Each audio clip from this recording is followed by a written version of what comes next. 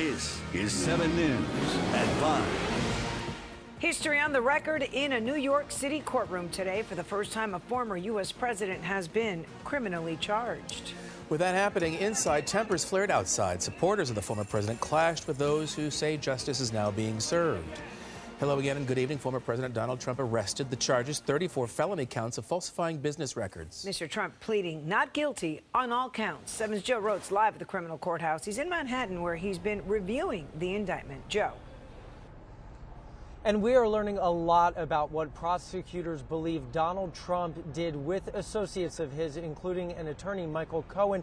They believe right off the bat here that Trump and Michael Cohen worked out a deal for these hush money payments to that adult film actress Stormy Daniels in the Oval Office of the White House. Of course, we'll get to much more of this in just a moment, but first let's talk about where Donald Trump is. He left the Lower Manhattan District Attorney's Courthouse about an hour or so ago. He drove to LaGuardia Airport in his motorcade, and then he boarded Trump's airplane and now is on his way back to South Florida. All of this capping off a historic day, marking a first where a former president was indicted.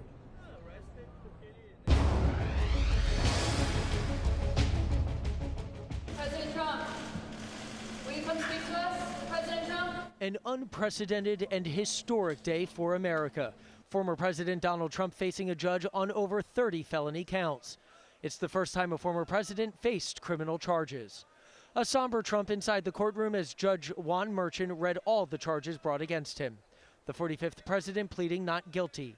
He's charged with falsifying business records stemming from a hush money payment made to adult film actress Stormy Daniels during the 2016 presidential campaign. Today's unsealing of this indictment shows that the rule of law died in this country because while everyone is not above the law, no one's below it either. And if this man's name was not Donald J. Trump, there is no scenario we'd all be here today. Please understand that based on these charges. The Manhattan District Attorney Alvin Bragg speaking out after the arraignment with this to say. Under New York state law, it is a felony to falsify business records with intent to defraud and an intent to conceal another crime.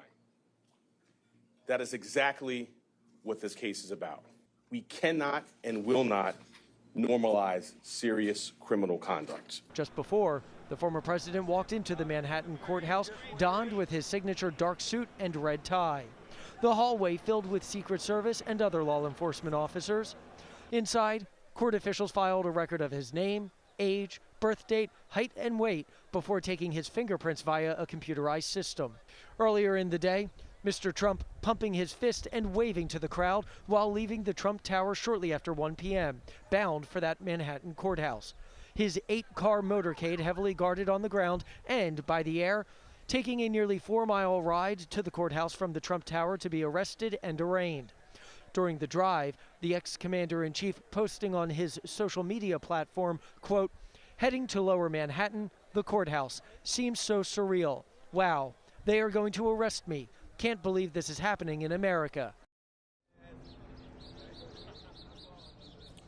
All right, you are looking right now at the indictment that was levied against Donald Trump. 34 felony counts of falsifying business records in the first degree. And as I mentioned, we have been combing through a lot of this, going through the statement of facts, and we're learning about some of these alleged schemes that prosecutors say Donald Trump participated in. First off here, they say the defendant orchestrated a scheme with others to influence the 2016 presidential election by identifying and purchasing negative information about him to suppress its publication and benefit the defendant's electoral prospects.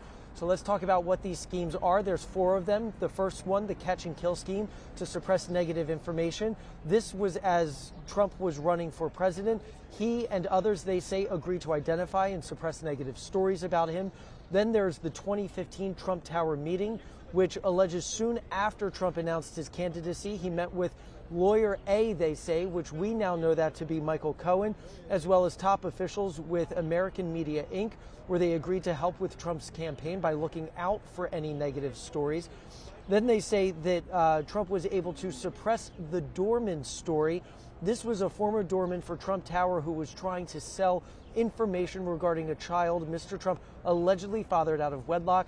That media publication negotiated and signed an agreement to pay that doorman $30,000 to buy the rights to his story. They also say that he suppressed women's accounts, 2 different women who claim to have sexual relationships with Mr. Trump.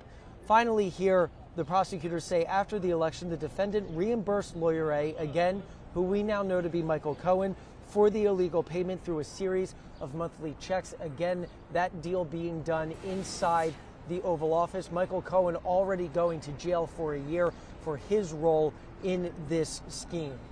As the president arrived here in Manhattan, there were plenty of people out here. Security was at its highest that I have seen here in New York City, as people were here both on Trump's side as well as opposed to him, making their voices heard.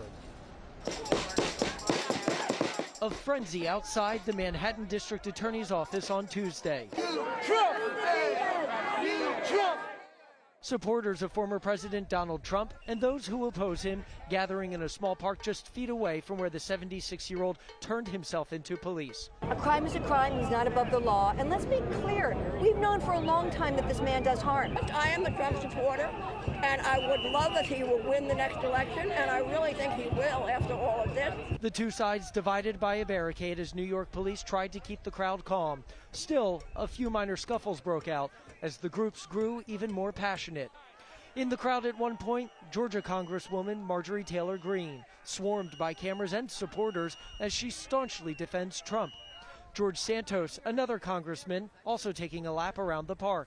Donald Trump has been just doing whatever he wants, breaking whatever laws he wants, and finally people are standing up and we're putting charges against him, and we're finally going to see something done, we hope. New York police working overtime to keep city property and people involved Tuesday safe and secure, erecting barricades, installing surveillance cameras, and creating a presence ready to respond to anything if needed. Violence and destruction are not part of legitimate, lawful expression, and it will never be tolerated in our city. In the end, Trump supporters hoping he will prevail and that this high-profile arrest only helps him on the campaign trail. I'm not leaving him. I don't know. I mean, if people knew what was going on, they would know it's a persecution. All right, so Donald Trump is due back here in court in December, but his attorneys have already put out there that they would like him to be able to skip that, and maybe they represent him because of all of the security procedures, the street closures of this high-profile nature, and everything that had to go into just him appearing here in court today. We're live in New York City. Joe Rotes, 7 News. Well, Joe, the former president is now on his way back to Mar-a-Lago. 7 News is going to be there. Nicole Ensalada is there live as well for us. Nicole.